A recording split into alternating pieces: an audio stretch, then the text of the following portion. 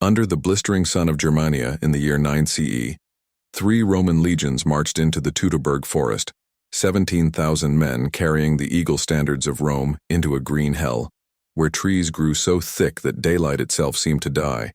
And waiting in those shadows were not just Germanic warriors, but something the legionaries had never faced before. Warhounds bred by the tribes for a single purpose, to hunt Roman soldiers like deer, massive gray beasts with jaws that could crush a man's forearm in one bite.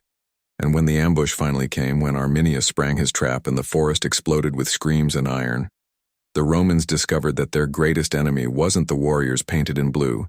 It was the 4-legged demons that came crashing through the undergrowth, tearing through leather and flesh with methodical efficiency, animals that had been starved for 3 days before being released.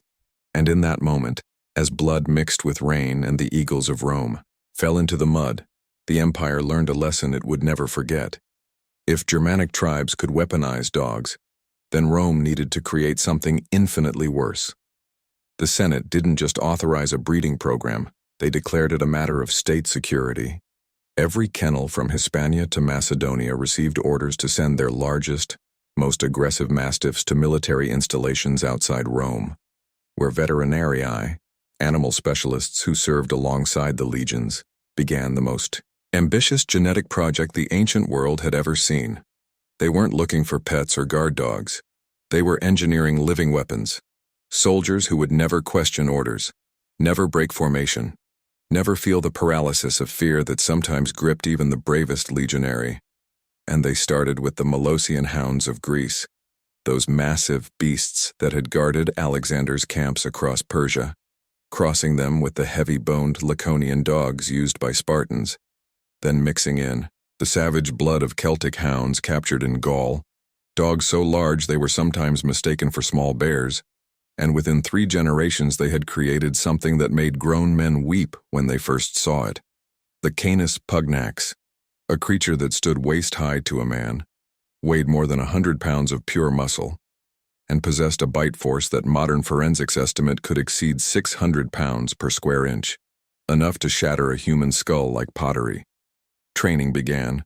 Before the puppy's eyes even opened, handlers would rub blood and sweat from gladiators onto cloth and let the newborns smell it while they nursed, imprinting the scent of violence and combat into their developing brains. By 6 weeks old, they were sleeping in the barracks alongside legionaries, learning to distinguish the smell of Roman leather, Roman oil, Roman sweat from everything else in the world. By 3 months they were being conditioned to whistle commands. 3 sharp blasts meant attack. 2 long notes meant hold position. A single sustained note meant return immediately, and the punishment for disobedience wasn't gentle correction. It was starvation. Dogs that failed to respond were denied food for 24 hours while their litter mates ate in front of them. Brutal, perhaps, but Rome didn't need animals that hesitated. It needed executioners who responded to commands faster than thought itself.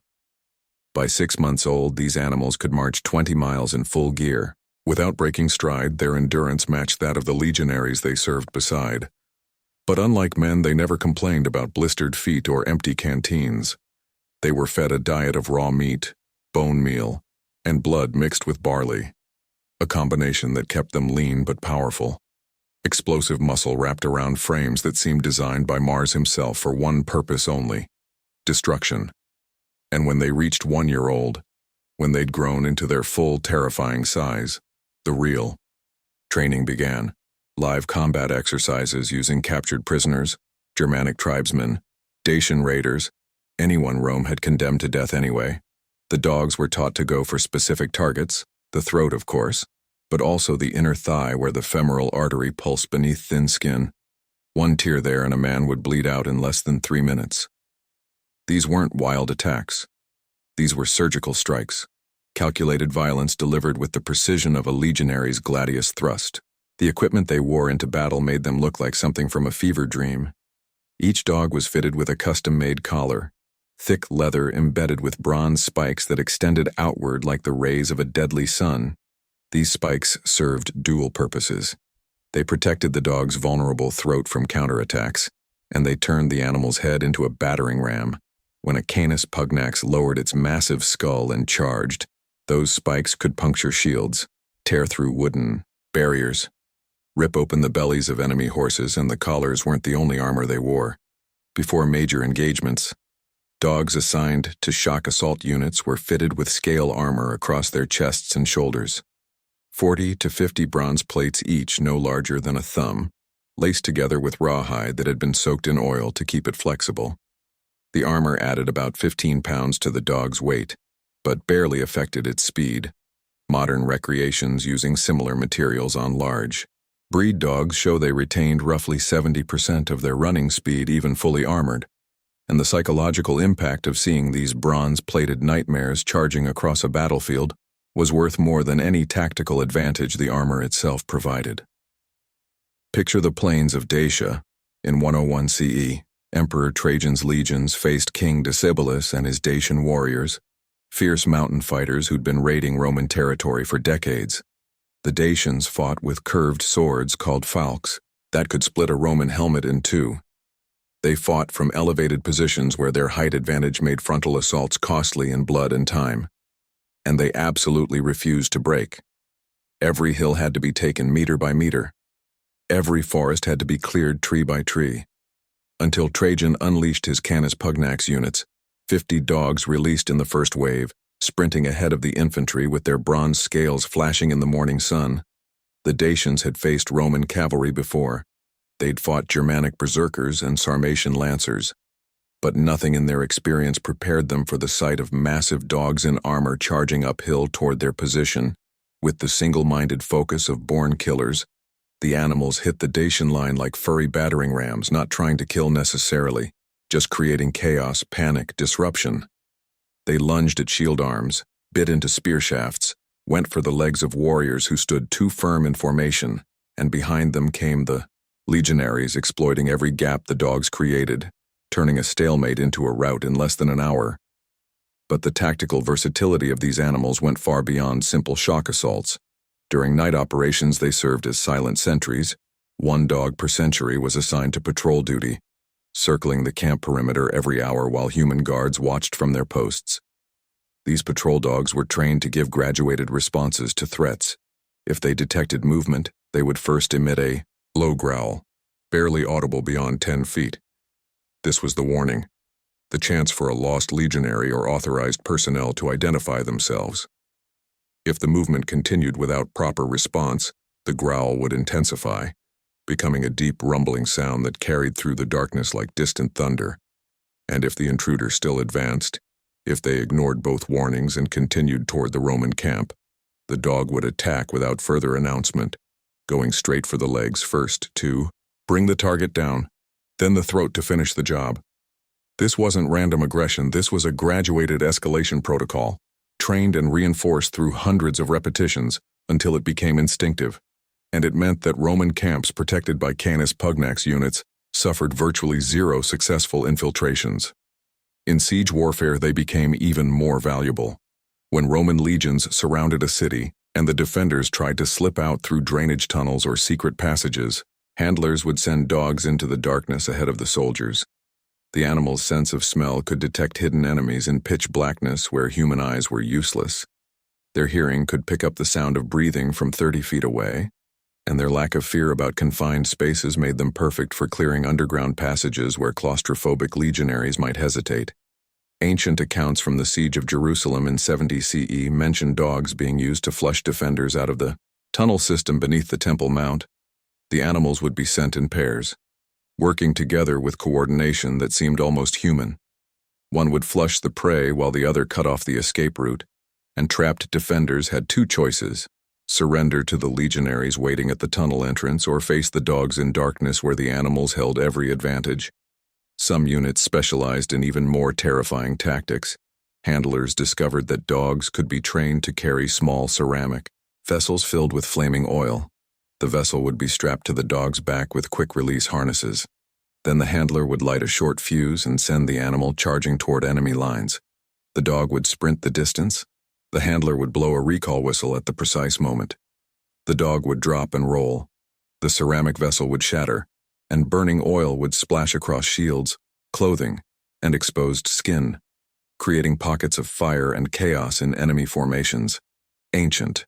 Sources refer to this tactic with visceral language, calling it the flame that runs on four legs, and, while it wasn't used frequently, probably because of the obvious risk to the dogs themselves, the fact that it was even attempted shows how far Rome was willing to push the concept of weaponized animals. They weren't just using dogs as auxiliaries, they were integrating them into combined arms tactics as thoroughly as they integrated cavalry and artillery. The breeding program expanded beyond Rome itself. By the mid-2nd century CE, every major garrison from Britannia to Syria maintained its own kennels. Bloodlines were tracked with the same meticulous record-keeping that tracked noble families. Stud males who sired particularly aggressive or obedient offspring were given better rations and longer service lives. Females who produced large litters of healthy pups were assigned to breeding duty exclusively, essentially becoming the mothers of future generations of war dogs. And the genetic selection pressure was intense. Only the largest, most aggressive, most trainable dogs were allowed to reproduce. Everything else was either sold to civilians, assigned to non-combat roles like hunting or livestock guarding, or in some cases simply culled. Rome didn't have the resources or inclination to maintain animals that couldn't serve the state's military needs, and this ruthless breeding strategy over multiple generations created dogs that were fundamentally different from their ancestors: bigger, stronger, more aggressive, and more responsive to human commands than any canine that had existed before. When their fighting days ended, these veterans weren't just discarded like broken equipment.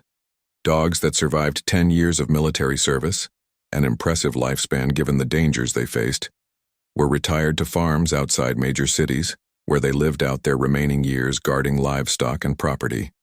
Some wealthy Romans, particularly those with military backgrounds, would specifically request retired war dogs as estate guardians, paying premium prices for animals whose mere presence would discourage any thought of banditry or trespassing. And archaeological evidence suggests these dogs were sometimes honored in death with burial markers. Gravestones have been found depicting large Mastiff-type dogs resting beside military equipment, accompanied by inscriptions praising their faithful service. One such marker discovered outside Rome reads in Latin, "Here lies Ferox, faithful unto death, who served 3 campaigns and asked nothing but his master's voice." These weren't just animals to the Romans who served alongside them. They were brothers in arms, warriors who'd faced the same dangers and earned the same respect as any legionary who survived his 25 years.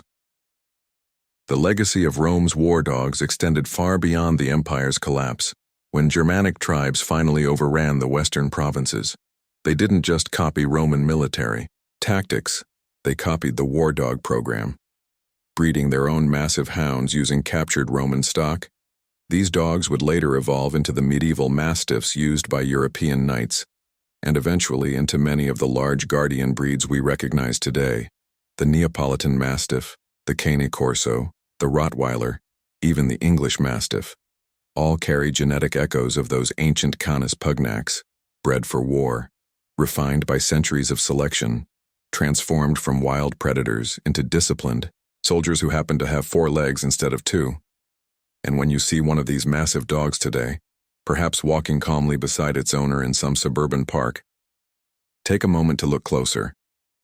Notice the broad head designed to deliver bone-crushing bites, the deep chest built for endurance, the alert eyes constantly scanning for threats, because 2,000 years ago those same features were specifically engineered for one purpose: to make Rome's enemies break ranks and run, to turn the chaos of battle into surgical violence, to prove that the empire's dominance didn't just come from better tactics or superior steel. It came from the willingness to transform every resource, even man's best friend, into an instrument of absolute war. They weren't pets, they were executioners, and they carried out their sentence with 4-legged efficiency until the day they died.